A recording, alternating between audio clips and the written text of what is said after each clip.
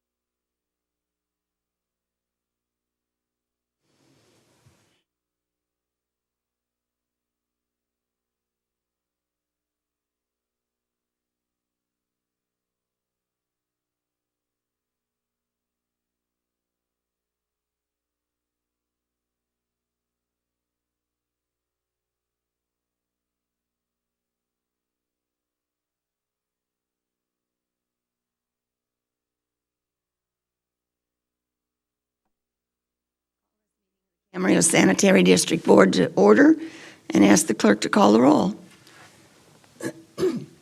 Director Kildee. Here. Director Mulchay. Present. Director Tremblay. Secretary Santangelo. Here. Chair Craven. Here. Are there any amendments to this agenda? Okay. Public comments.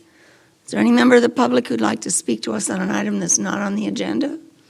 Seeing no one come forward, we move to the consent calendar. I'll move the approval of consent. There's a motion and a second to approve the consent calendar. Please vote. Motion carries unanimously. The discussion item is something that we will recess to and meet with the city council on. So next is oral communications. I think we can report that because it was a CAMSAN meeting, not a city council meeting, that Ms. Santangelo, Mr. Mulchay, Mr. Tremblay, and I all attended a tour of the Camarillo Sanitary Treatment Plant on the 1st, on the afternoon. It was an announced meeting. Other than that, I have nothing. Okay, we will recess until the city council takes up the mid-year financial report. We'll call to order the meeting of the successor agency. Please note for the record that all directors are present. Any amendments to this agenda? No amendments. Any public comments? Anyone want to speak before the successor agency? Seeing no one come forward, we'll move on to consent calendar. I'll move the approval. Second. I have a motion and a second. Please vote.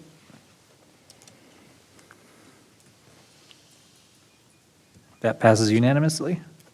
Any oral communication, anyone? Seeing none, we will adjourn the successor agency and reconvene the Camarillo City Council. Let the record reflect that all council members are present. Any amendments to this agenda? Seeing that no amendments, we'll move to the consent calendar. Move the approval. Second. I have a motion and a second. Please vote.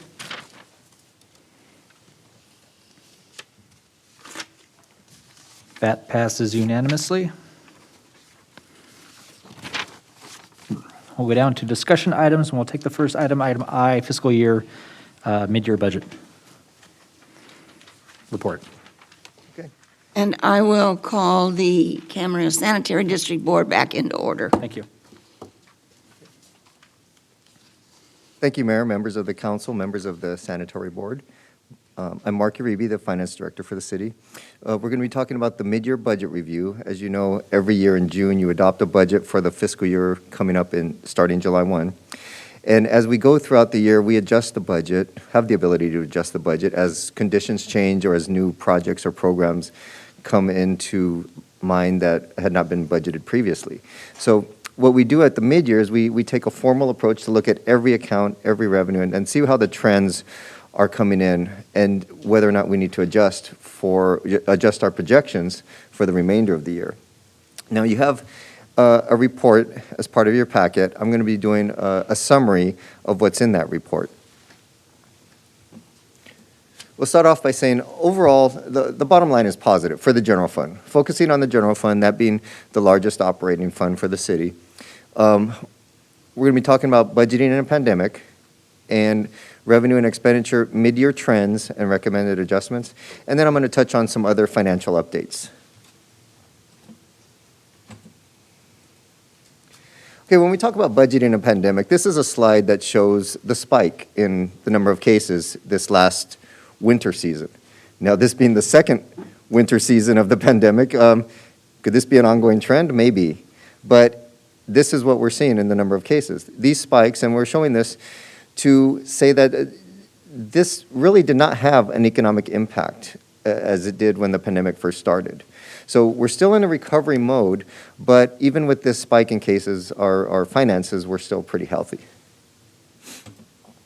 So this chart has a lot of information. I'm going to walk through some different parts, and I'm going to use my mouse pointer to kind of focus on some of the different areas. So in this chart, we're talking about the general fund for this current fiscal year, 21-22, and we start off with this first column, the adopted budget.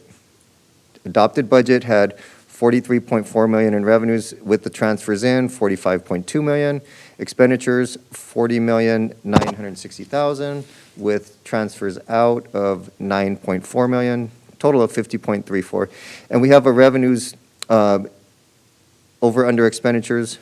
Expenditures exceeded revenues, but that is largely due to capital projects that have been budgeted, one-time uses of fund balance that were planned. And that number is approximately the 5.1 of the decrease here. And that gives us a bottom line number of fund balance projected for the end of this year of $66.983 million.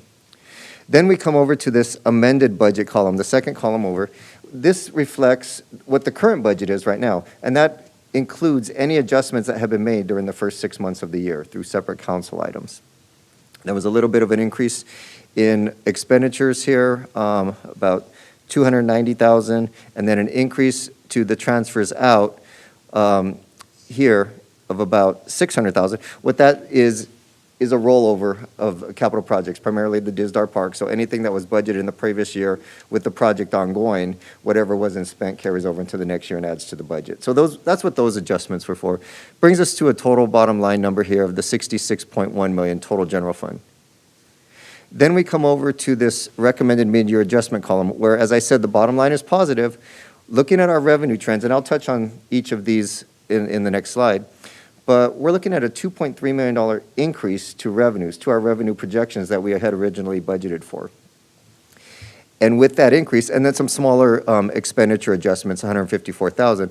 But what that does, after those recommended adjustments, our ending total fund balance now is expected to be $68.3 million.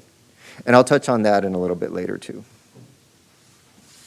I'll pause there. Any questions so far on this information? Okay, then touching a little bit on each of the revenue adjustments. In property tax, very much unaffected by the pandemic. When we budgeted for the property tax, the housing market basically took off. And so we saw a lot of increase in the single-family detached home median sales price was up about 11.5% compared to the prior year. And we saw an increased value on our tax rolls, and we don't have that information at the time we adopt the budget. So combined together, we're looking at, with the trends of the revenue in this current year, about an additional $1 million in revenue we expect for the property tax. On the sales tax side, again, we budgeted for a level of activity that turned out to be better than expected. Online sales activity continued, the reopening of the economy. We're seeing an upward trend in sales tax throughout the year. So we're recommending an additional $900,000 to our sales tax projection. Transient occupancy tax was the other area that was largely affected by the onset of the pandemic with the economic closures, limitations on travel. And as those travel restrictions are lifting, combined with the pent-up demand, there's consumer spending increasing as it relates to travel. And we're seeing occupancy rates are going up an average of 23% over the prior year. And with that, we're recommending an increase of about $400,000 to the transient occupancy tax revenue. Those are the adjustments that we're recommending for the mid-year. We're continuing to watch the budget, monitor the budget throughout the year, and one of the things that we will bring back at the third quarter, we're anticipating an adjustment in relation to the county sheriff police services, because what we're seeing there is twofold. First of all, we're likely going to see about $1 million decrease in the police services budget. Now, I want to make clear there are no changes in the police department's levels of service. What this decrease is related to is twofold.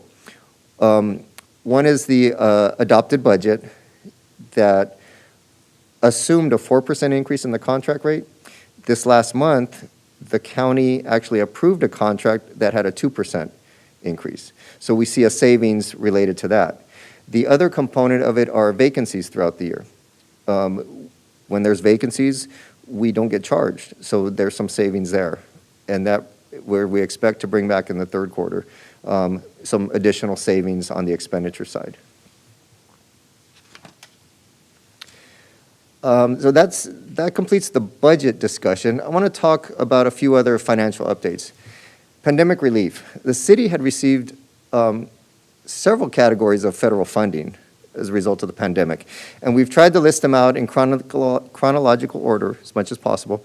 The first one, most of these came at near the onset of the pandemic. The CARES Act had several components to it. The first one being from Ventura County Transportation Commission, Vctc. We got about $3.6 million for transit operations. Some of that is still being applied during this fiscal year to cover a portion of our transit operations. The second one from the state of California, $867,000, that was applied toward budgeted personnel and services, city essential services. The third one down from the county of Ventura CARES money, $469,000 was applied toward the public safety contract services. Then we've got CARES Act money through the CDBG, Community Development Block Grant. There was a phase one that we had $192,000 that was used for contributions to nonprofits, food pantry, grocery, medication delivery, things of rental and utility assistance, things of that nature. Then there was a small portion of FEMA funding that we were limited in FEMA reimbursement to personal protective equipment. So that was a fairly small amount in comparison to some of the others, $22,000. The next one was another phase of community development block grant money through the CARES Act. That was used as contributions to nonprofits, the Camarillo Healthcare District, PVRPD, and Catholic Charities of LA. Then we get into the ARPA money. There was one portion that was, these are both fairly new, but through VCTC, there was about $517,000 for transit operations. Again, restricted strictly for transit operations, so we're using it there. That last line there from the Department of Treasury, the 8.9, I'm going to call it $9 million. I'm going to use the term to replace lost revenues, and that's the last time I'm going to use it, because I want to clarify that that does not mean that the city lost money that was in the bank. That is replacing or reduced revenues. I'll say it that way, meaning revenues from pre-pandemic levels had been reduced through shutdowns in the economy, travel restrictions, and the various other components that we had talked about previously. Now, on the next slide, I'm going to talk a little bit more about the American Rescue Plan Act, ARPA. That was intended to replace reduced revenues. Where the city's revenues were reduced were in the areas of sales tax, transient occupancy tax, or hotel tax, and business tax. Those three revenues are general fund revenues, general revenues that have no restrictions on spending. But with the Treasury Department issuance of the ARPA monies, they had restricted usage. So in trying to navigate the terms of the Treasury Department uses and instructions, which are still developing, the recommended uses, and we're recommending to spread over a 4-year period, and that's the limitation, monies must be spent by 2024. The areas we're recommending to use are in the public safety contract services. There are yet impacts from the pandemic on the sheriff services as vacancies. The pipeline for recruits has been severely affected and impacted, so there's some challenges there in finding new people to replace. The Disdar Park capital project, that was a project that is budgeted for in the general fund. We have a commitment in the general fund for that project, and what we are recommending is to use the ARPA money as that project starts to spend money. The third one is IT infrastructure, and these are the three that we've been able to navigate, again, the federal requirements to show so far that these are the eligible expenditures for that use of money.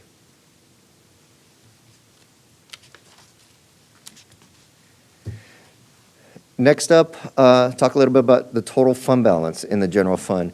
If you recall on that first number slide, we talked about a projected ending general fund balance of $68.3 million. The commitments for this current year are $50.1 million, and there is a small part, about $300,000 of unspendable assigned portion. These are GASB categorizations of fund balance. But really what I'm focusing on is that 17.9. That's the available fund balance that does not have any restrictions, anything tied to it at this point, but wanted to also keep in mind that there are some anticipated uses of that money. There's about 10.1 million in capital improvement projects set aside. Those types of projects that will be funded by general fund monies are the Camarillo Hills Drain, the annual pavement program, and hardscape and sidewalk renovation programs. And those are all set forth in the next 1 to 5 years. There's another 2.9 million for facility capital improvement impacts, 1.6 million for the city hall remodel, 1.3 for standby power, and those are in years 1 through 3. Beyond that, other potential uses are these CIP projects that are currently unfunded. Standby power project is planned for years 2 and 3. Municipal stormwater permit compliance, the last 3. The stormwater permit compliance, drainage projects, and the courthouse property reuse are in the upcoming CIP draft put out into years 6 through 20. But all that to say, there are some things that are in the pipeline that may require some general funding if no other funding sources are identified. Okay. I'm going to pause there for a little bit on the financial updates and see if there are any questions to this point. Any questions? Mark, you're good to go. Okay. The last thing I wanted to touch on and give an update is on utility bill delinquencies. This chart shows the combination of services. Refuse, trash service is this line, showing accounts that are over 90 days, over 180 days, and over a year. 95,000 in trash utility bill delinquencies. Sewer, a total of 131,000, 132,000. And in water, a total of 64,000. Now, with the water, wanted to update you on the State Water Resources Control Board arrearages programs. Under the water portion, the arrearages program we applied for, and the city received $99,653 for 211 delinquent accounts. Now, that program specified a period of time that we could look at delinquent bills for. That was March of 2020 through June of 2021. So after we apply that $99,653, the remainder is this $64,513. Now on the sewer side, wastewater, sewer, synonymous, of that 131, applications for the second phase of the arrearages program related to sewer accounts, applications are due April 1, and we intend to participate and will likely expect to receive some monies on that side of it. Okay. So that concludes the update on financial trends and other financial items. So I will end the presentation there and be available for questions. Kevin? Yeah, thanks for that report. The delinquencies, do we still try to get remuneration on those amounts of money? Or at some point, do we take that as a write-off? We did not charge penalties up until January 1st. The state of California ended the moratorium on shutoffs on January 1st of this year. In conjunction with that, we started to assess penalties again on a go-forward basis. We're not going retroactive over the period of the pandemic or the period prior to January 1st. We've started to charge penalties again January 1st.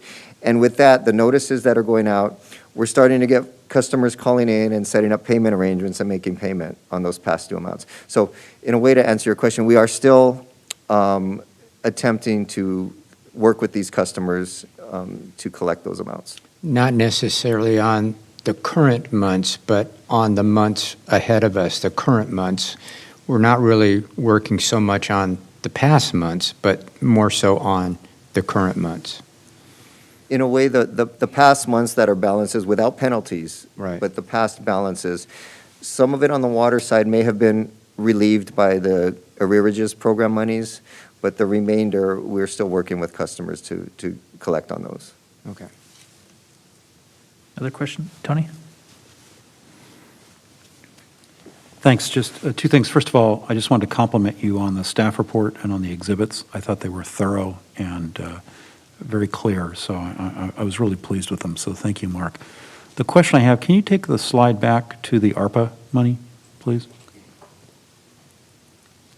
Sorry, let me see. Nah, that's all right, I'm making you go back. Let me go back. Uh-oh. I don't want to crash the Maybe I can system. do it here. Well, I can ask the question without the slide up, if you want. We'll get there. Go about 4 or 5 back. Backwards. There we go. There. Okay. With respect to the Department of Treasury funds, the 8.9 or almost 9 million, can you go to the next slide now? Sorry. Yes. Okay. So those recommended uses spread over a four-year period, are those the ones that we're going to be discussing in upcoming budget sessions, correct? Correct. Okay. So they'll come back to us in preparation for the 22-23 budget. Yes. Okay. Thank you. Charlotte? I don't have any questions, but that was an excellent report. Very understandable. You didn't speak too much finance. Thank you. Mark, I had two questions. First one on the utility side. I'm putting you on the spot. I don't know if you know the answer. Do we know how many accounts of all those different, what's the term I'm looking for? Unpaid, thank you, geez. Yeah, so of all those unpaid bills, do they tend to skew on the, are they all, do a lot of the one account share a lot of unpaid utilities? Do we know that if it's one household and they're unable to pay all those 3 utilities, or are they more just kind of scattered amongst utility accounts? I'll try to answer it this way. I would say it is likely that there are some like that. I'll add a little bit more context to say that pre-pandemic, when we were doing the shutoffs, we had a system where we would first send out the notice, then we would tag the meter as another notification that, hey, shutoff is coming within a certain number of days. Mm-hmm.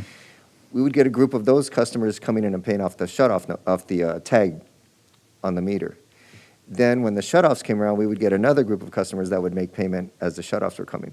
So now during this period that there were no penalties, as we're moving back, trying to get back to a normal, where we're starting to send out the notifications, we're getting more communication with folks that are contacting us to settle those accounts. Well, no, I asked, where I was going was if a lot of those utilities are shared by one account, let's say, it's one household not paying everything, then maybe there's an opportunity to make sure that if there is assistance, aside from the assistance that we can give, if there's any way for us to flag those and make sure we put those people in touch of other Yes. alternative resources. Thank you for reminding me. I did want to mention that we do send out that information in the notices, links to other assistance programs that are available Okay. to individuals directly. Okay. And then on the first half of the presentation, in regards to amendments to the budget, the short of it is, we budgeted really conservatively. The reality is better than what we had budgeted for. Although there is a deficit, we are operationally sound. We are operationally balanced, and it's just the capital improvement projects. Correct. One-time large capital improvement projects that. Yes. Okay, I got one question from an individual saying, "Why are you guys negative $6 million?" No. So, okay. We term it as planned use of the fund balance. Yeah. Okay. All right. Any other questions or comments? That was a great presentation. Thank you. So then the action, or recommended action then is to approve the report and authorize city manager to adjust the budget and make necessary appropriations. Susan, yeah. Before that, I just wanted to also just share in the praise. When I sat down to read through this, I always get, whenever it's numbers, I have to really get ready, and it was very easy to read and understand, and I really appreciate that. I appreciate the entire finance team. Your Honor. Thank you. Yes.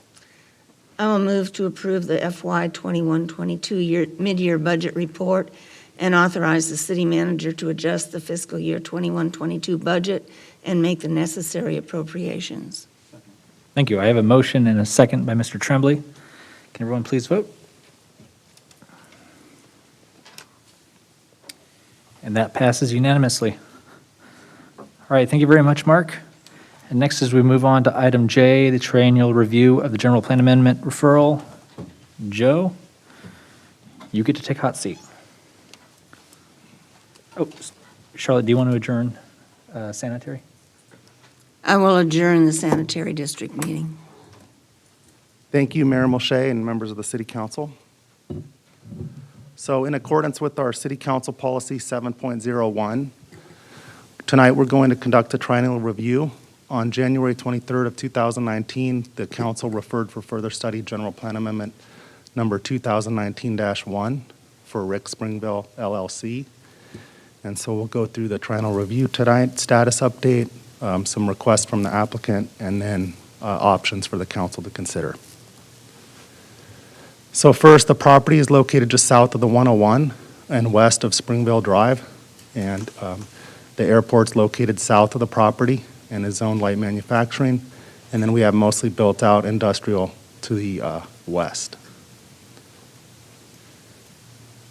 The history regarding the entitlements on this property is fairly deep. So we'll go back to September of 2016 when Bob Selleck was the applicant and he obtained an approval from the City Council for a General Plan Amendment 2014-2 and a change of zone. And what this did is it changed 26 acres of the property to commercial, and it's shown here in the dashed red. And then the remainder, 20 acres, was to be for industrial uses. At the time, the proposal was for commercial uses to include a 170,000 square foot big box retailer. And as part of the approvals for the general plan amendment, there was an agreement that the city approved with the owner that required a project to include a regional destination retail use, something that would not be existing within the Ventura County region and meet certain project milestones. So this is a slide that demonstrates the existing general plan land use. So on the left, you could see the commercial of the 26 acres is in red, and the remainder industrial is research and development in light blue. And then on the right, it shows the existing zoning, which is commercial plan development in red and limited manufacturing in blue. So with the agreements that were approved, this first agreement back in September of 2016, Agreement 2016-56, was approved in conjunction, as I said, with the general plan amendment for the commercial land use with the applicant of Bob Selleck, who signed the agreement. And it was in anticipation of that regional destination retail use, and it set forth project milestones. There was a first amendment to this agreement in March of 2017 and extended the project milestone for the date to the developer to present the city with the destination retailer for 5 years, which would now be through March 3rd of this year. So as part of any general plan amendment that we're considering at this time, the existing agreements would need to be terminated if it does not conform to the agreement. So now with the existing referral that we're conducting the triennial review on, this was referred, as we know, back in January of 2019. And then in March of 2019, Mr. Getch filed the general plan amendment application, and it was for all industrial. And then he provided 3 acres of commercial. He showed it in yellow. Typically, it's shown in red. In August of 2019, Mr. Getch canceled the escrow. After doing due diligence, he determined that this wasn't an appropriate project for him to pursue. And then in December of 2019, the property owner hired Dennis Hardgrave to continue to process the general plan amendment as it was. So Mr. Hardgrave worked with the property owner and provided a status update for this triennial review. And they make it very clear that they're requesting to continue to work on the general plan amendment referral, and they would like to have it considered to be amended tonight to go to all industrial and remove the 3 acres of commercial. This would also include companion applications that would amend the Airport North specific plan, which is going to be done as part of the general plan amendment, and change of zone to all limited manufacturing zoning and CEQA. The applicant and owner are also requesting to work with the city for mutual consent to terminate the agreements, along with the general plan amendment processing. The applicant indicates in their letter that the industrial land use of the property would be supportive of the city's economic development strategic plan. They also make it clear that the owner is committing to funding and working with staff on processing all the applications in a timely manner for this requested amended general plan amendment and the reversion of the property back to the prior land use designations in LM zoning. This is the attachment to the letter that shows the existing Getch GPA referral from 2019. And again, it's a land use plan of all industrial in blue with the 3 acres of commercial. And then this is their request to have the general plan amendment referral amended, and they want to go back to the prior land use before SELEC did the commercial general plan amendment. And this is for all research and development, and it'd be limited manufacturing zoning. So the possible next steps that were outlined in the general report are going to be summarized on this slide. So with this triennial review, the City Council would consider the applicant's request to continue the general plan amendment referral with an amendment to the land plan that would revert to the original general plan land use of all industrial. That would also include amending the Airport North specific plan to conform, and then changing the zoning to limited manufacturing with the removal of those 3 acres of commercial. And if the City Council authorizes this request, the owner would then submit an application amendment to continue to work on this general plan amendment referral. The next step then would be for the applications to be studied, include CEQA review, and then we would present that to the Planning Commission at a public hearing at a future date, and they would analyze it, take staff's recommendation, and ultimately make a recommendation to the City Council. And then ultimately, the final decision would be before the City Council on all the pending applications, and that would also include consideration of an agreement that would terminate the existing agreements. So staff prepared the options for City Council consideration, and the first one would be a motion to approve an amendment to the General Plan Amendment Referral 2019-1 for the property owner by changing the land plan to all industrial research and development and the zoning to limited manufacturing, and then allow staff to study the amended General Plan Amendment Referral, and then for staff to work with the owner to prepare a mutual written consent to terminate the agreements and to return to the council with all the applications and the proposed termination. Option 2 would be a motion to rescind the general plan amendment referral and direct staff to stop processing the general plan amendment referral. So this concludes my presentation, and I'm available for questions, and Dennis Hardgrave has submitted a speaker form. All right. Any questions before I ask the applicant to come up? Tony? Thanks, Sean. Just, Joe, one question. With respect to termination of the agreement, the mutual consent between the parties, is there any issue that you anticipate which would make mutual consent between the city and the property owner difficult? In other words, are there any sticking points that we should be aware of? No, it's just, of course, we would not be doing commercial, and we would not be getting a regional destination retail use. But other than that? Correct. There are no deal points. Okay, thank you. Other questions? Kevin? I have a question of the applicant, if you wouldn't mind. Is this appropriate time to ask that? Does anyone else, I want to see if anyone else has questions to Joe, and then I'll have Mr. Hardgrave come up. Is this a public hearing? It's fine, I It's can not a wait. public No, it's just under discussion. Ah, okay, I'm sorry. Oh, that's later. Does anyone else have any questions of Joe? If not, all right, then I'll invite Mr. Hardgrave up as the applicant.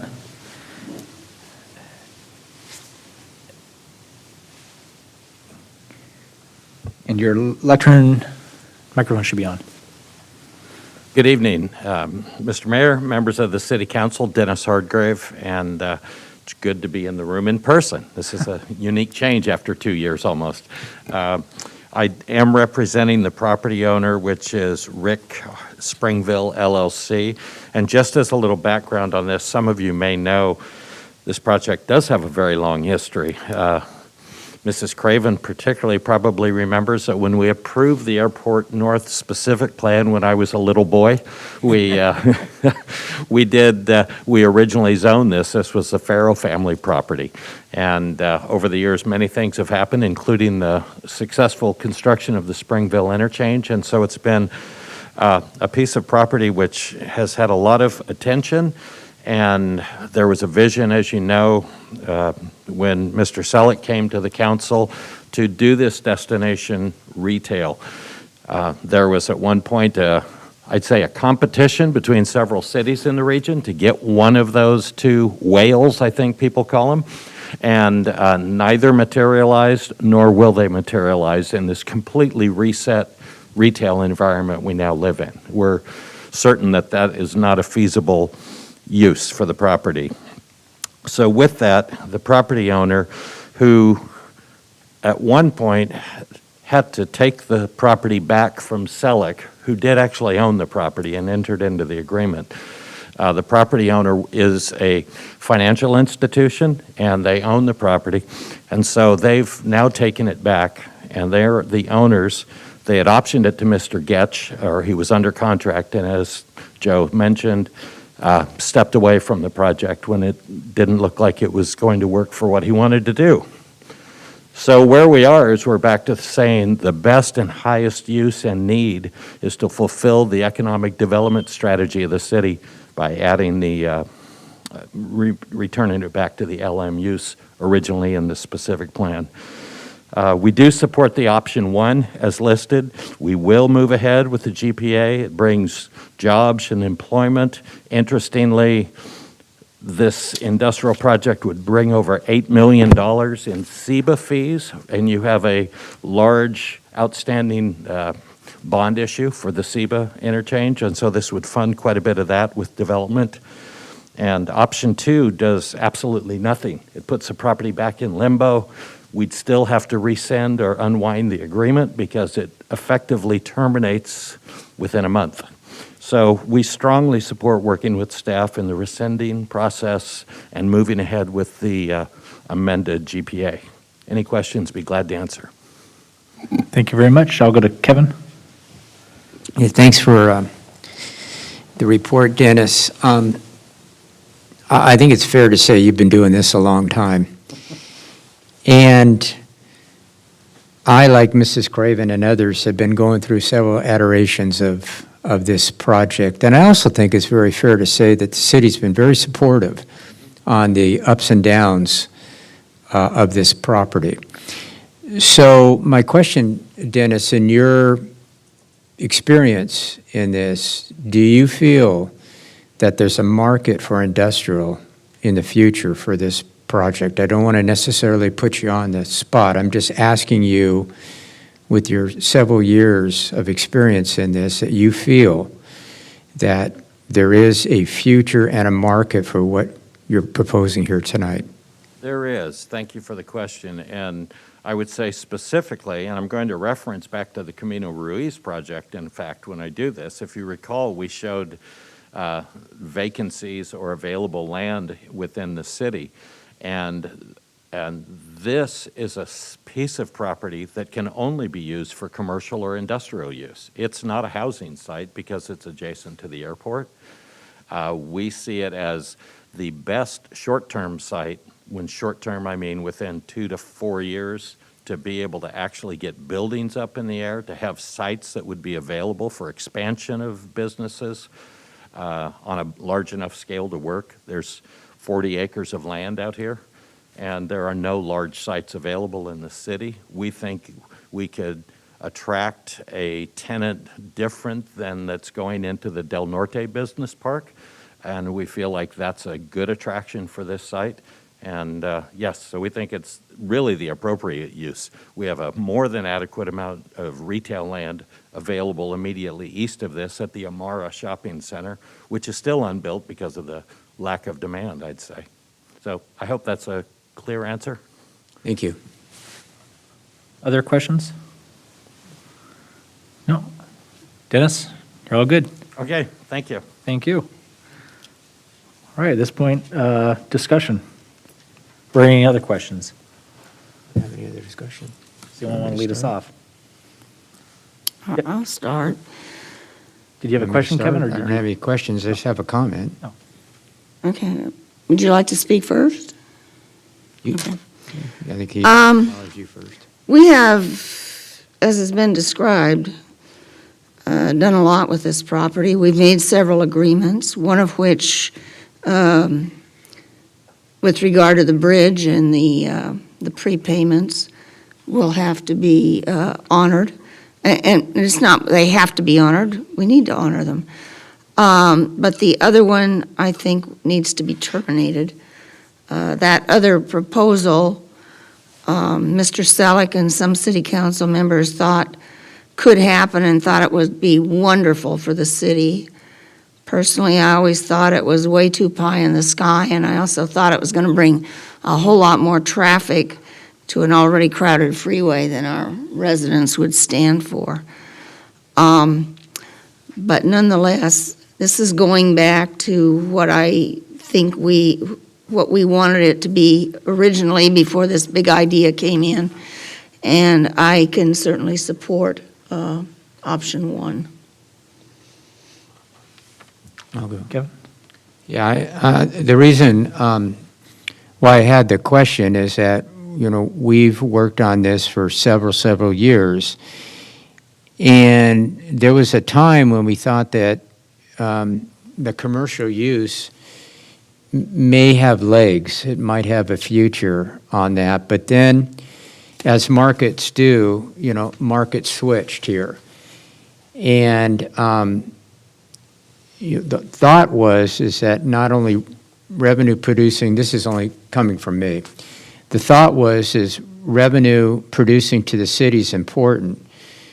But as we all know, the last study that we did as far as the economic development and what potentially could happen in the city, that we've also come to a strong realization that we need good, high-paying jobs here so people can afford to live in our city, not only live here, but also work here too. So sometimes when you wait on things, markets change, and it may be something that there may be a future here. Now, the applicant has worked with us has a long history of working with the city, and I definitely believe that what they think potentially could happen to this property may be able to happen. So I think we do give it a chance here. As it said in the commercial, is going to be very, very challenging in this particular site in the future. But I do think that industrial has a better than average opportunity, especially now that that whole area has the potential to be all industrial and not somewhat piecemealed, although it was a little tiny part of that. But I think we ought to give it an opportunity, see if we can, all of the individuals can see if they can put this together and make something that we could really work with in the future. And I do think that option one is the best. We've already gone down the road here. I think, to stop and start with ground zero, I don't think would be advisable at this particular time, at this particular instance. I think that we can work with this applicant here, see what can happen, and perhaps in the not too distant future, we can see some movement out there. So those are my thoughts and suggestions. Thank you. Do I have any other comments? All right. I'm ready to make a motion. Oh, Susan, do you have comments? I think this is a smart decision. I think sometimes delays or time, whatever, show us more and show us what's happening with the economy. And so I think this is a smart decision, and I would agree with going with option one. All right. And then Mr. Tremblay indicated he was going to make a motion. If I can, Mr. Mayor, I'll go ahead and make a motion I'll make a motion as set forth in option one in the staff report. Second? All right. I have a motion and a second by Mrs. Craven. Everyone please vote. We haven't heard from you. Oh, I didn't mean, I'll vote. I'll make my comments with my vote. All right, there we go. Passes unanimously. All right, we're going to move on to, we got time, so we're going to move on to oral communications. Thank you, Joe.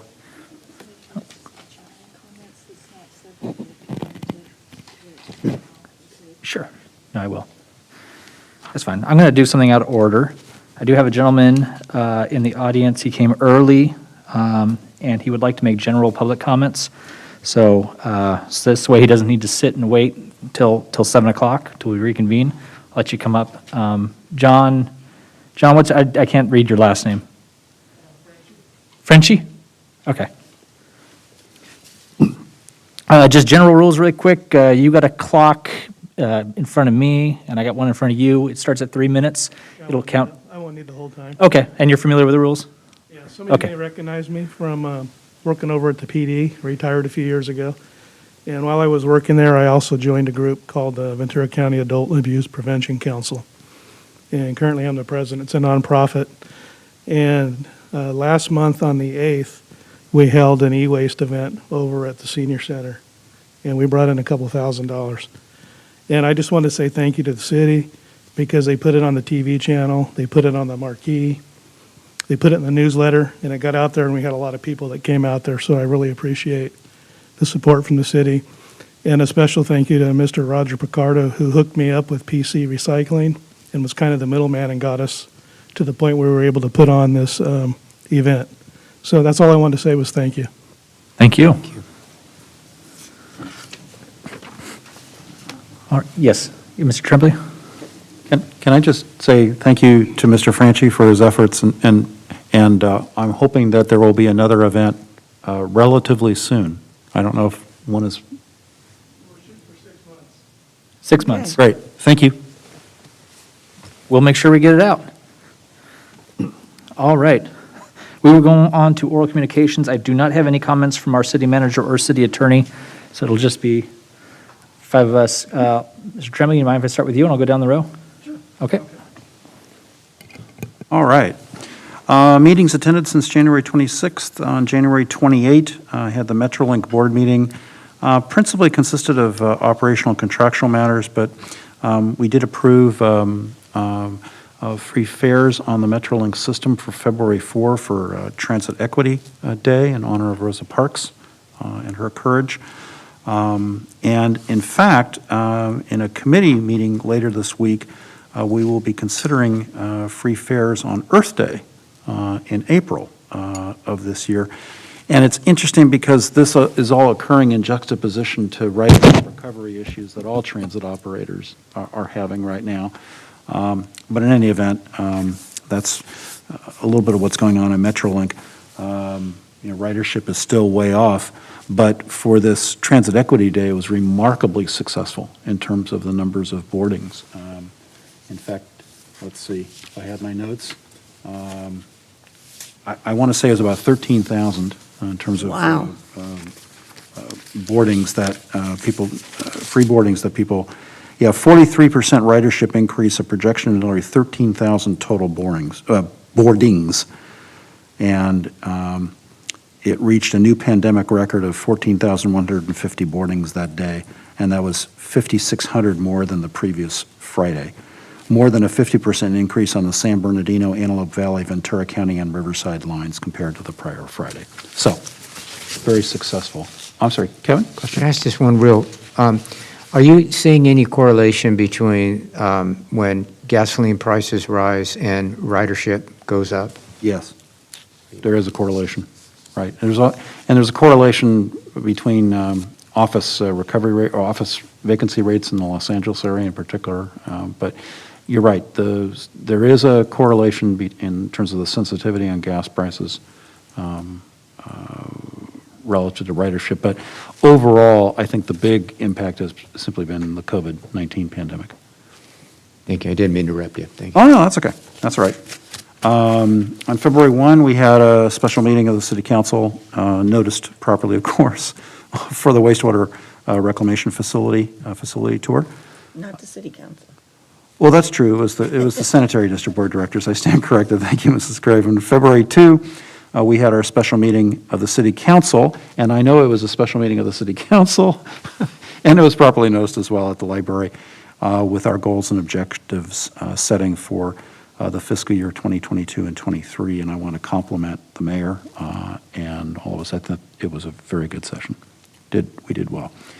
On February 4, we had a VCTC board meeting, and I want to go through that because I want to just give you all a heads up on something that will ultimately be coming down the pike.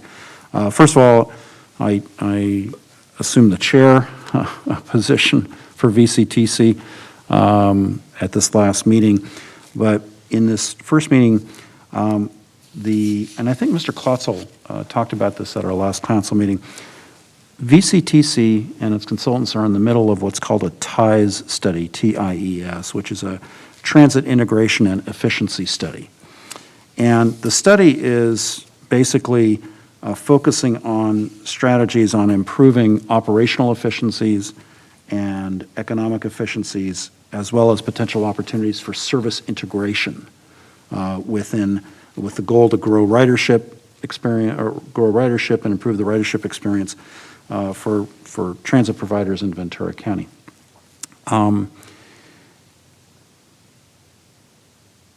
Included within that are potential, as I said, opportunities for service integration relative to transit providers in the West County and in the East County and in fact in the entire county. My understanding is several years ago there was a proposal, and Mrs. Craven and Mr. Kildee will, I'm sure, recall this. This is before my time. There was a proposal to consolidate transit operations in our region, and our city representative at that time voted against such consolidation of transit providers, which I'm sure at that point represented the view of the council.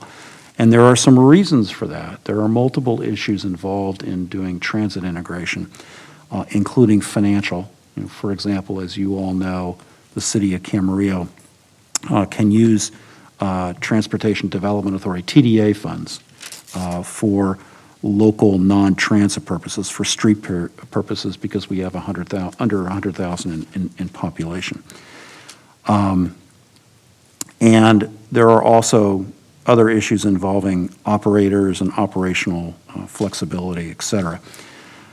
At this meeting on February 4, within the context of the consultant presenting the study, there were comments by several commissioners there, not including me, I did not speak on the issue, but by several commissioners there that they wanted to see, from a policy standpoint, a real focus on the opportunity for integration of transit providers in the county, whether that be on one system in toto, or on, for example, a West County and an East County system. You know, we've got Gold Coast Transit, we've got other transit providers. And so one of the commissioners, Mr. Judge from Simi Valley, asked that we bring that back as a specific agenda item to discuss at the next VCTC board meeting, together with city managers being there. And so I anticipate that discussion will occur at the next VCTC board meeting in early March, and it will be within the context of this study, which is not yet completed, but it's getting there. And there are some things in the study indicating that there may be some opportunities for integration, or at least discussion of that. So I want to give you a heads up, because I don't believe, by the time we get to the next VCTC board meeting, we're not going to have a chance to bring this back to this council for discussion. And I'm certainly one of 5 on this council, and I can take no position with regard to what the city should or shouldn't do without having all 5 of us weigh in and discuss what we ought to be doing. But I do expect, so I expect there to be this discussion on potential transit integration. I expect that we will have our city manager or assistant city manager there, like many other cities. They've been invited specifically to participate in this discussion. Again, it will occur within the context of what's going on with this TIES study. I guess I could have summarized it by saying it's sort of a preview of what may be coming to us relatively in the next several months, but I wanted to be sure that I gave you a heads up. And there are all kinds of issues associated with this, pro and con. But I wanted to be sure that I gave you a heads up. And that was quite enough. I'm done. Thanks. Mrs. Craven. Okay, the meetings I attended were February 2nd, a Finance Committee meeting, February 2nd, the Goal Study Session of the City Council, February 3rd, RDP 21, and today, the Contract City State Ledge Committee meeting. And I'm going to be brief because I'm losing my voice for some reason. However, I have always believed that if there's a way to make things go slow, you have the government do it. And the state showed me that the state can actually do something fast. We were scheduled to talk about, at our committee meeting today, SB 114, which reinstates the additional 2 weeks of leave because of the pandemic. This bill was introduced on the 2nd, 7 days ago, and today the governor signed it. So if the legislature wants to do something quickly, it can. I think in a lot of instances, it's much better that it goes very slowly. This didn't give people much time to argue for it or against it, but at any rate, that happened.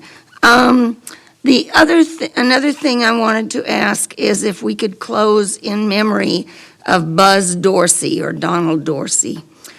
Buzz was a 24-year city employee. They called him a water technician. I called him a meter reader. He loved his job. He loved to get out there and walk around the city and wave to everybody. And I knew Buzz and Sharon long before he or I were either one involved with the city. He was a fine man. And I hope that you'll agree to adjourn in his memory this evening when we adjourn. And finally, I don't know if you want the history lesson now or later. It's about 3 minutes.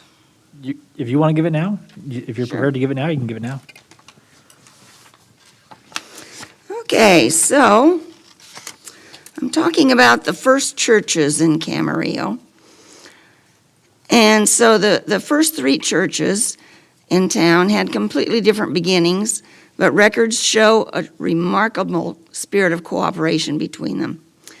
The Pleasant Valley Baptist Church was the first organized church. It began with neighbors who shared a common faith, gathering for worship services.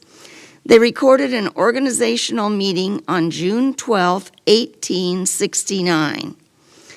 Their first church building was dedicated on September 23, 1891, at 2315 East Ventura Boulevard, on land that was donated by Mr. and Mrs. Frank Davenport. And that's at the corner of what is now O'Neill Road, although it didn't exist then. In 1925, a second building replaced the original one on the same site.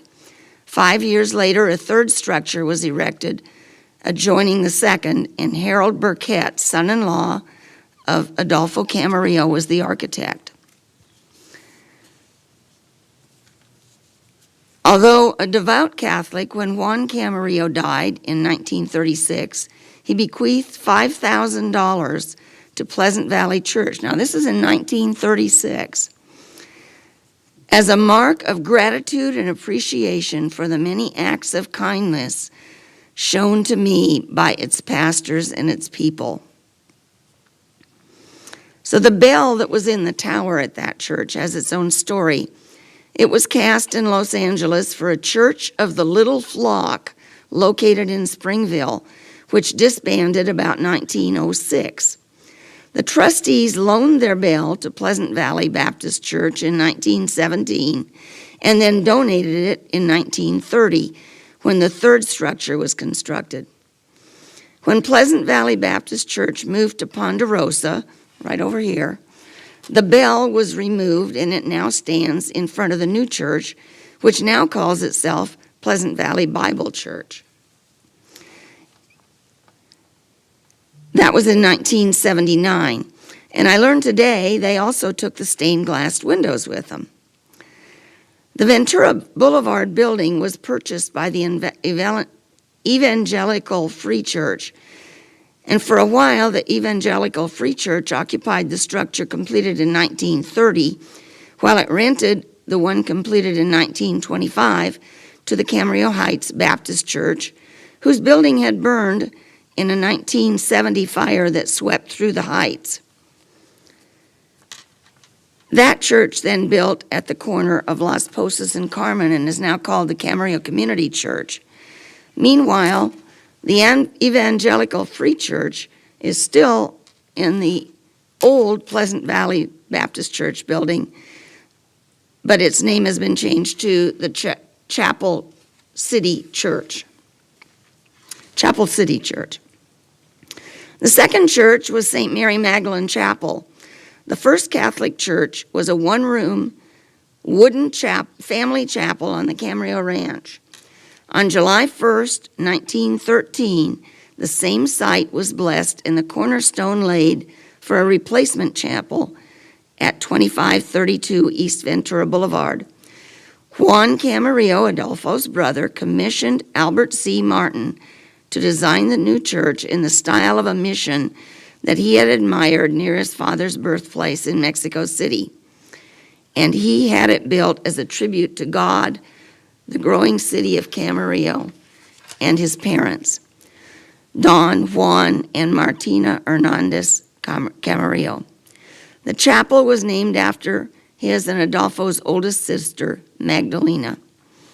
While on a trip to Europe, Juan commissioned F.X. Zettler in Munich, Germany, to make the 13 stained glass windows, which he hoped would be installed before the chapel was formally dedicated on July 4th, 1914, and before Adolfo's oldest daughter, Rosa, married Alfred Pettit later that year.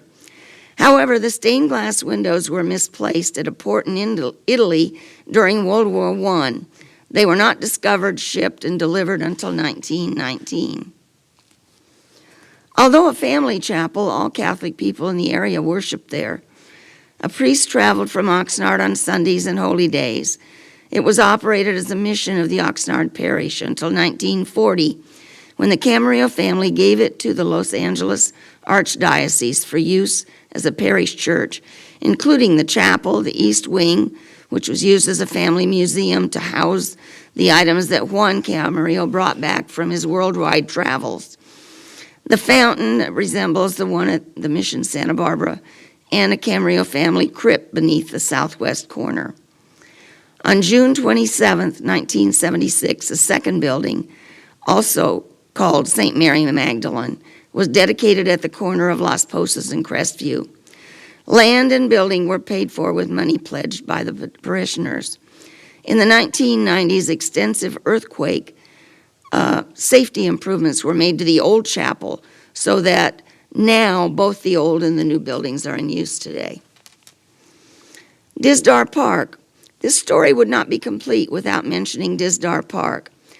The Davenports, who donated the land to Pleasant Valley Baptist Church, made a separate donation so they would have enough land for the church to have a cemetery across the street. In order to entice donations for the 1891 church to be built, each person who gave $20 to the building fund was given a cemetery plot. During the next 50 years, more plots were sold as the need arose. Upkeep of the grave sites was up to the families, but church members occasionally spruced those up that were not cared for.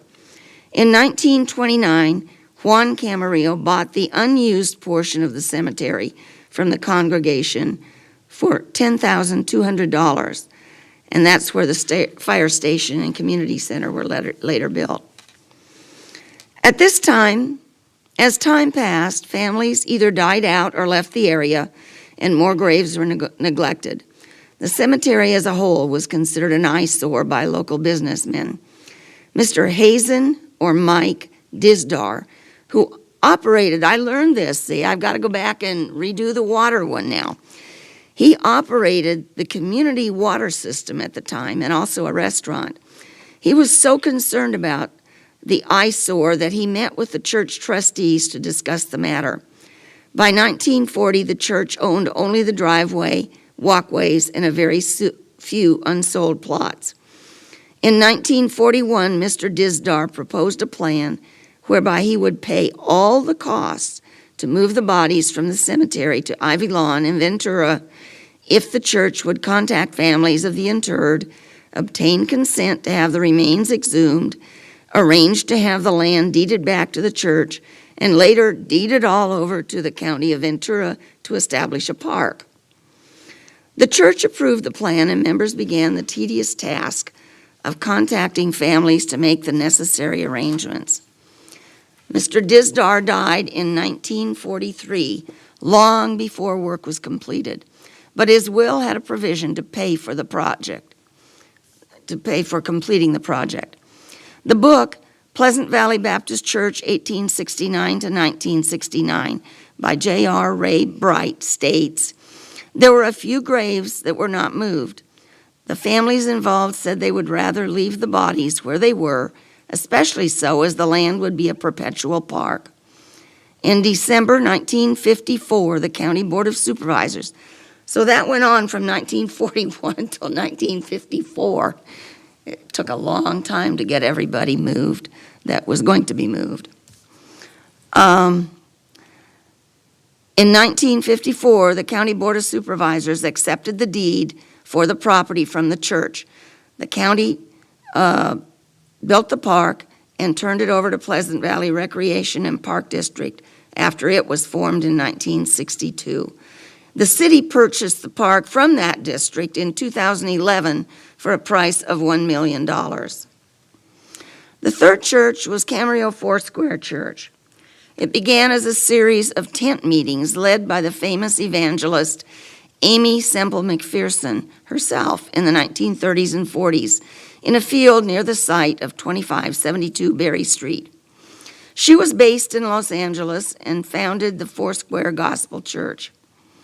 Followers continued to meet in tents and in homes until 1954 when the church was chartered and built on that Berry Street site. The building was recently bought by the Topovania Buddhist Center Incorporated, and it will soon be using it as a center. Lots of other churches, lots of them came into being in the late 50s and early 60s, and most of them at the time were building on what was called Church Row or Las Posas Road. All right, thank you. That's another time. Use burial plots as a fundraising device. I don't know if you can still do that today. Susan? Thank you. Okay, for meetings attended, February 1st was the sanitary plant tour, and February 2nd was our goals study session, and February 3rd was our CPA Board of Directors meeting. Speaking of CPA, on February 1st, CPA was informed by Calpine, which is their billing service, not by Edison directly, that there had been a billing error that affects about 15% of the CPA customers, and there's it's all over. So, and it's based, the people that are affected are based on their billing cycles. But basically what happened, CPA charges were not assessed in December. So the CPA charge got added to the January bill. So a number of people will have 2 CPA charges in January. So that added to this, I don't want to say perception, it was a reality of these really high electricity bills. Add this error in with the colder weather and, using more electricity and the holidays. So I have some talking points that I will make sure you guys all have, so you can help if people are reaching out. And there are numbers, and nobody will be charged if somebody has to make payments. Nobody will be charged late fees. This was an Edison error, and this also happened with other CCAs, not just CPA. So, and obviously we're CPAs working with Edison to try to make sure this doesn't happen again. I also just wanted to let everybody know I was accepted into the SCAG Ventura County Policy Leadership Academy for Housing. It's a 10-session series that will start in the end of February. It's a really, so far, those that I know that are in the class with me, I'm really excited. There's some really, really great people from our county taking this with me. So I'm hoping that I'll be able to bring back knowledge, and it's actually a really intense program. We have homework, and we have projects, and we have things we have to do. So, and then the last thing I want to close with is that February is Black History Month, and I wanted to just briefly talk about why we celebrate Black history. And there's 4 points. First of all, it celebrates diversity. It celebrates that we're all different, but we all have something to contribute to the world we live in. It unites us because as we learn about people that have different backgrounds and different cultures and different practices, we also get to see what we have in common. And so that helps unite us as a people and as a society and reminds us of how we're all connected. It also helps us see beyond history books. I think a number of us can name important Black people in the history, but it's so much more than that. And as an example, I'm thinking as I'm watching the Olympics and how important it is for young Black boys and girls to see Black athletes competing so that they can see themselves doing that someday. And then it just helps us all understand the importance of our stories. And it's fitting that I went right after Charlotte talking about, the stories of Camarillo and why that's so important. And that's important that we understand that those stories include Black people throughout our history here locally and nationally and all over the world. So I urge everybody to take some time and really think about Black history and why is it important to them. Do some reading, talk to your kids about it, and on that I will close. Thank you. Kevin? Yeah, that was a good report. Let's see, meetings attended. Let's see, we had a VCOG Administrative Committee January 27th with Mrs. Craven. We had a Finance Committee February 2nd. Attended with everyone else the goal session, and I thought the goal session went well.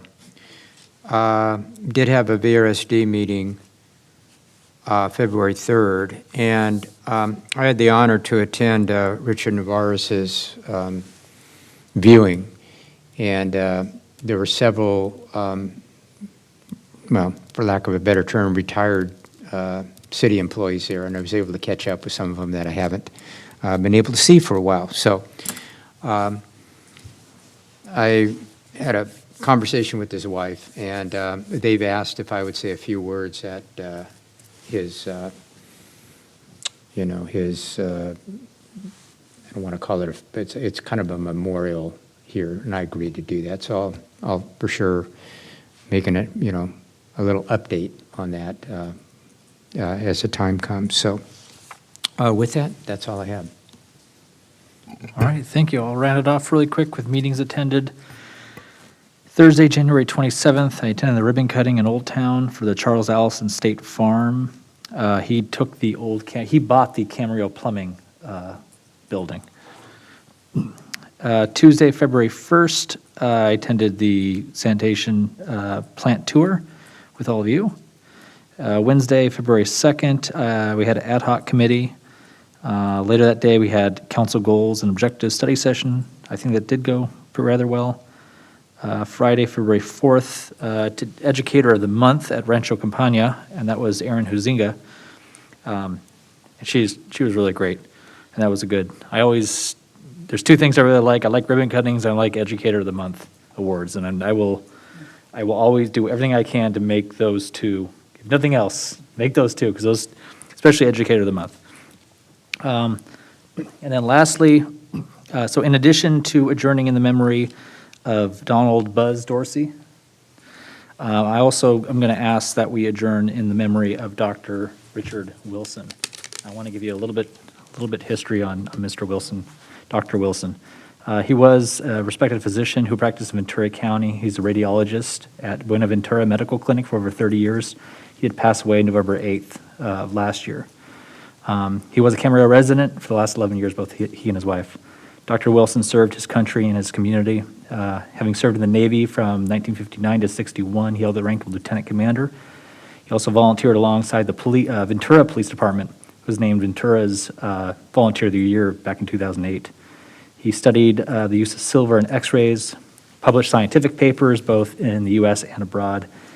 But most importantly, he was a loving husband of 55 years to Winky Wilson, who resides in Leisure Village, and he raised two fantastic children, Robin and Alex. Alex being Alex Wilson, who's in the audience today. He's obviously a reporter for the Camarillo Acorn, someone that I think we all know here on the council and staff know in his coverage of all of us. Alex, I'm sorry for your loss. So when the time comes, we will, if it's okay, we'll adjourn in the memory of both those individuals.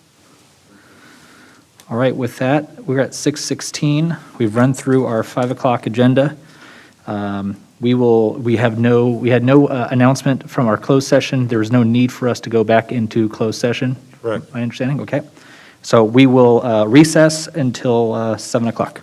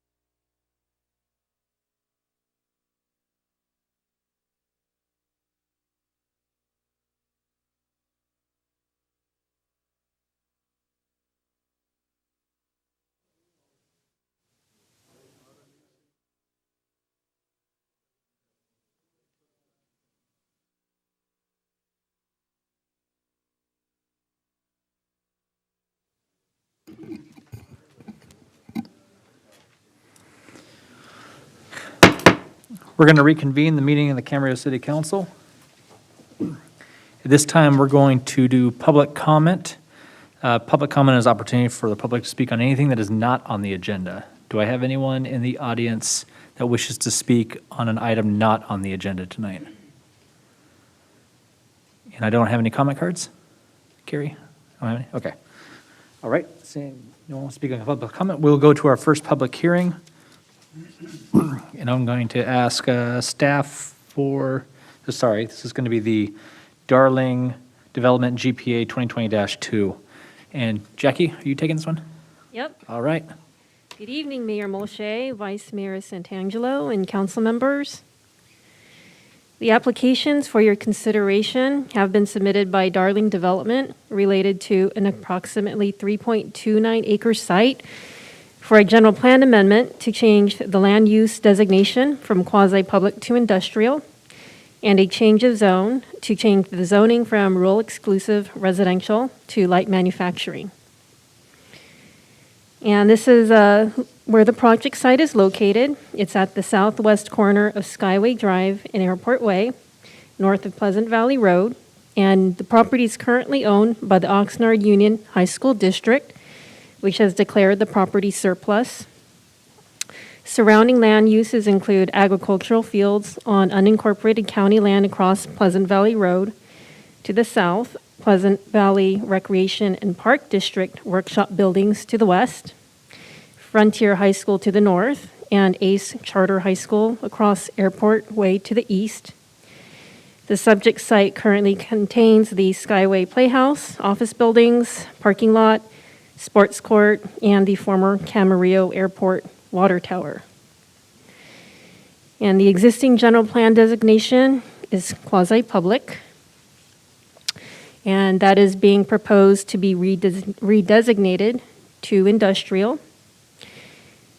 And the existing zoning of the property is rural exclusive residential, and that is being proposed to be changed to light manufacturing. And this is some images of what the current site looks like today. These are the basketball courts and the water tower in the background, and parking lots and some buildings. And before I get a little bit further, I just wanted to go over the history of this application. On January 29th of 2020, the City Council referred the proposed general plan amendment to change the designation from quasi-public to industrial for further study. At the time of referral, the applicant was seeking to develop a multi-tenant industrial project with a retail convenience store building. The City Council voted unanimously to refer the general plan amendment, provided that the water tower was to remain in place, that the airport has continued access to the water tower for the beacon, and that the retail convenience store would not sell alcohol. However, following the referral by the City Council, the applicant submitted applications proposing 3 industrial buildings totaling 34,703 square feet and a 2,000 square foot drive-through food use in lieu of the convenience store.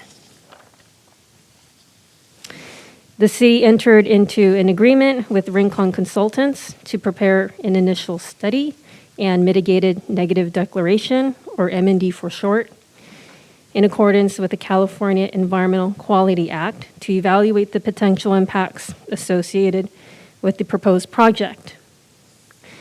The M&D was prepared and circulated for a 20-day comment period from July 16th to August 4th of 2021. The M&D, general plan amendment, and zone change were considered by the Planning Commission at a public hearing on August 17th of 2021. And at that meeting, the Planning Commission voted unanimously to adopt resolutions recommending that the M&D, the general plan amendment, and the change of zone be approved by the City Council. However, the Commission did express concerns about the traffic associated with the drive-through use. Based on those concerns about the traffic and other comments from the airport related to the drive-through use. Further traffic analysis was conducted in September of 2021 during in-person school to address those impacts to the traffic, especially the intersection of Skyway Drive and Airport Way. The study showed that the level of service would range from a level of service A to C at city intersections, except that for a 15-minute interval during the AM peak period, that the intersection of Airport Way and Skyway Drive would operate at a level of service F, which is inconsistent with the city's general plan circulation element policy that states that the city should maintain a level of service of C or better on all streets and intersections. Brief periods of level of service D during peak AM and PM traffic hours may be tolerated, where improving to level of service C would be unnecessarily costly or unreasonably costly. So because of this inconsistency, the applicant did agree to eliminate the drive-through use, and they are now proposing an all-industrial project consisting of 40,407 square feet. The traffic study was updated based on the removal of the drive-through use, which found that all intersections would operate at acceptable level of service, consistent with the city's general plan circulation element.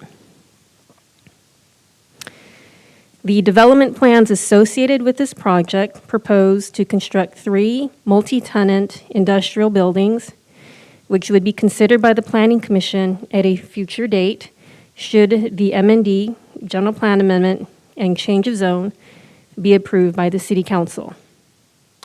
The existing structures on the site would be demolished except for the water tower structure and beacon, which would be preserved in place. While the water tower no longer stores any water, the structure is still used as a radio beacon for the Camarillo Airport. And this is an exhibit which shows the proposed site plan associated with the development, and that shows the 3 multi-tenant industrial warehouse buildings, and the total building square footage is proposed to be 40,407 square feet. As mentioned earlier, a draft mitigated negative declaration was prepared and circulated for a 20-day public review period. The draft MND identified mitigation measures with respect to air quality, biological resources, cultural and tribal cultural resources, geology and soils, and transportation that will result in less insignificant impacts to the environment and will be incorporated as conditions of approval on the companion development applications. At the conclusion of the public comment period, staff received 5 comment letters from the Camarillo Airport, Ventura County Air Pollution Control District, the County of Ventura Department of Environmental Health, the County Public Works Groundwater, and County Public Works Watershed Protection District. Staff has responded to all of the comments received, which are included as Appendix I to the proposed final M&D.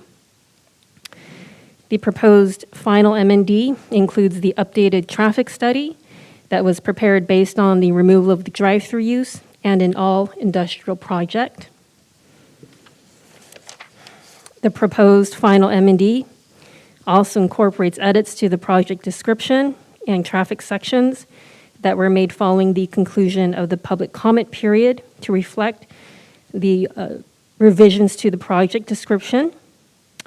The M&D does not require recirculation, as the environmental impacts would be substantially the same or reduced from those of the originally proposed project analyzed in the draft M&D.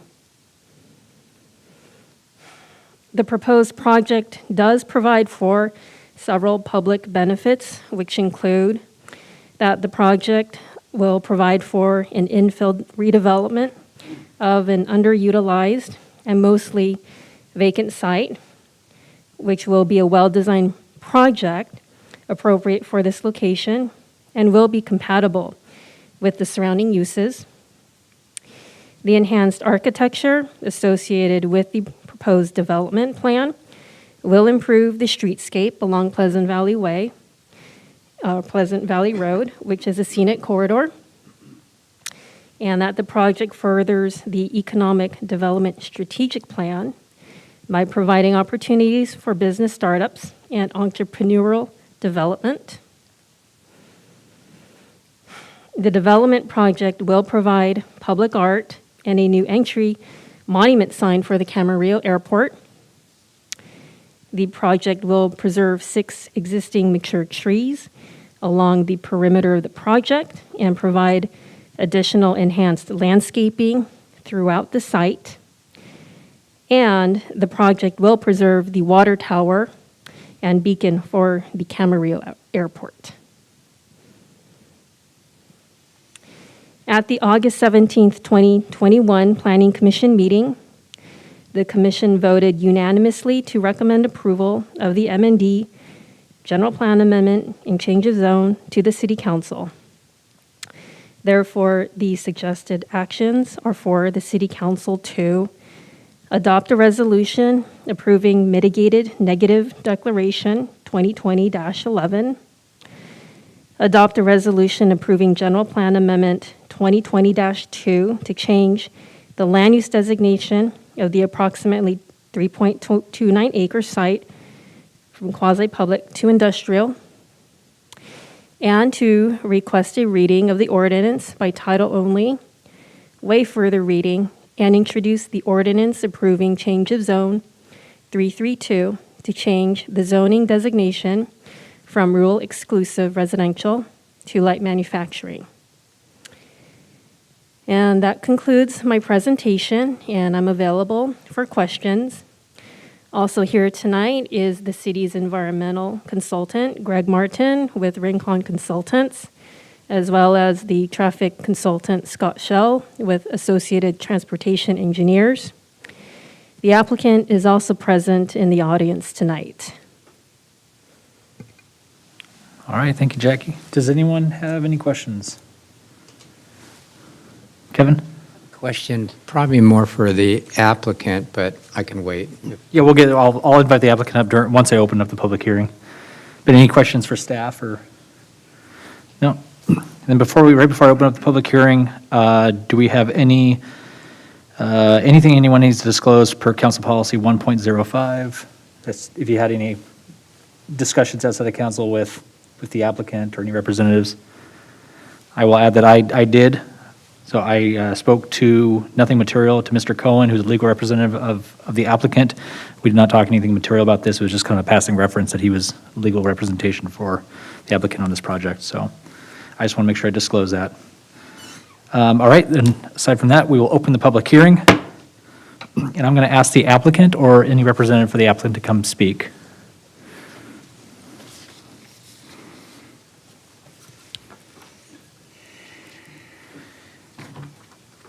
Mr. Cohen, your microphone should be on. Thank you. Thank you, Mr. Mayor, members of the council. It's a pleasure to be with you this evening.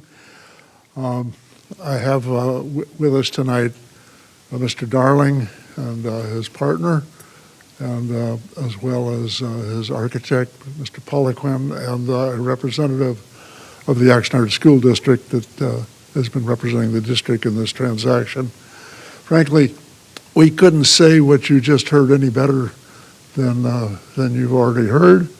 We couldn't improve upon the staff report by Mr. Baca and his staff, and therefore we're here to answer your questions. Does anyone up here have any questions? Yeah, Kevin? Yes, well, okay, well, since you're here. Thank you. You know, and I did ask this earlier.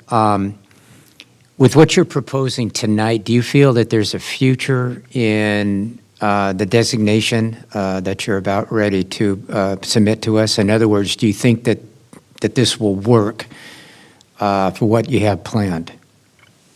We think we've seen examples of this type of small industrial units be extraordinarily successful in Simi Valley and in Thousand Oaks. So the answer to your question is it will work very well. Okay. Thank you. That's all I have. Other questions for the applicant? Mr. Cohen, you are good to go. Thank you. I'm going to ask, oh, I have a card already, ask for any comments from the public.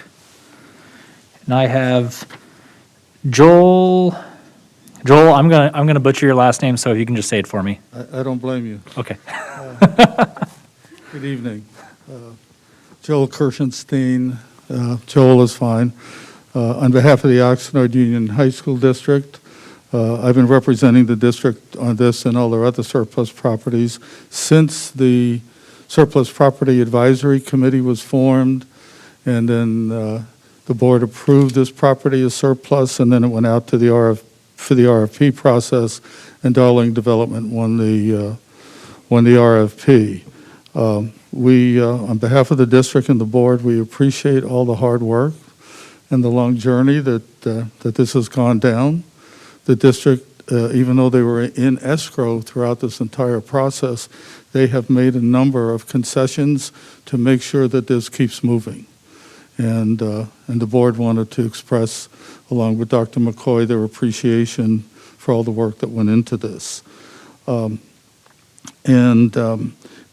As a co-applicant, we think that this is a very fine project in that vicinity, and we know the airport has weighed in a number of times, and that those weigh-ins were respected and responded to. So I think you have a very good comprehensive project, and the proceeds from this go to the school district's relocation onto Solar Drive.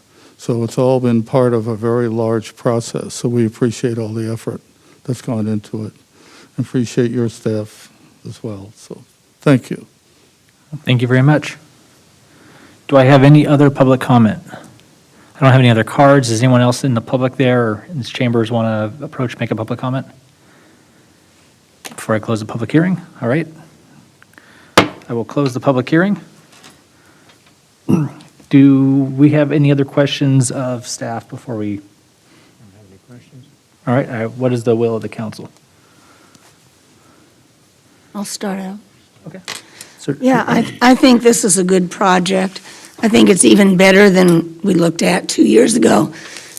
Excuse me, because it doesn't have the restaurant, which was going to create a lot of traffic at both the time when people enter there in the mornings, when they leave, and also maybe at noon. So I think it's going to end up being a better project. And I supported it then, and I support it now. Mr. Kildee? Excuse me, yes. I think this is what happens when an applicant works with the city and the city works with an applicant. I think we had a strong project before, but I commend you for listening to us about the convenience store and the traffic issues that potentially it could commence. And I personally did have some issues with that, but what you proposed, I think, is an even stronger project than what was before. And if anybody's been out there, you could see that it really needs a shot in the arm, and that, I think, is going to happen. And my hope is that with the water tower, that it can be maintained. From a longtime resident here, and not as much of a historian as Mrs. Craven is, but a little bit, or anybody else up here, but we're all historians up here to a certain extent. I think that's part of the Camarillo history there, and I'm hoping that it can be maintained and be a sense of pride like it has been in several decades here. So again, I'll support this. I commend you with working with us here, and I'm looking forward to a real strong project. Mr. Tremblay? Thank you. This project certainly furthers the city's economic development strategic plan, and I don't know what the current vacancy, I haven't checked in the last 2 months what the current vacancy rate is in our area for light industrial small units, but I am willing to bet that it is in the low single digits, very low single digits. And so this is a project that is coming at a very good time, and it works very well. I will add one personal note, and that is since I lived many formative years as a student in Davis, California, where we had water towers, I do have an affinity for water towers. I appreciate the applicant retaining the water towers. I guess it's sort of like taking the boy out of Davis, but you can't take Davis out of the boy. Anyway, it's a very good project, and I'm ready to support it. Thank you. Ms. Santangelo? I also support this. I agree that it's really great use of this land and aligns with our economic strategic plan. And I think this is a really great example of the process and how it works and how, we start with a project and then we have planning commission and comments and we do traffic studies and then we augment the project to better align with our values and maintaining the character of our community. So I fully support this and am very happy to see the water tower that will stay. Thank you. I will simply say that I do support this project like a fine wine. It aged rather well, as time went on. You guys proposed something. We agreed to kind of walk down the path. And as you got input and feedback, you guys incorporated that into making this project ever better. So this is the way it's supposed to work, and it worked rather well. So I commend both the applicant and their staff, and along with our staff. So with that, I will entertain a motion. Kevin? Do we need to do this in the 3 steps here with the motion, or can we do them all in one? Or I will look to the city attorney. What would you prefer that we take each of these recommended actions one by one? 2, and then you can do them. Okay, so we can take 1 and 2 recommended actions together, and then we'll take the third one separate. yeah, put your mic on. We're starting with the request for the reading of the title. I have adopt a resolution approving mitigated. Okay, yeah, you start with that, and then we'll do the Yes, request I'm for sorry. reading. Yeah, it's in reverse order. So I will request a reading of the title. Well, we need to adopt the resolution first, I think. I'll move to adopt a resolution approving mitigated negative declaration 2020-11 and to adopt a resolution approving general plan amendment 2020-2. I'll second that motion. I'll give it to Kevin, Mr. Kildee as a second.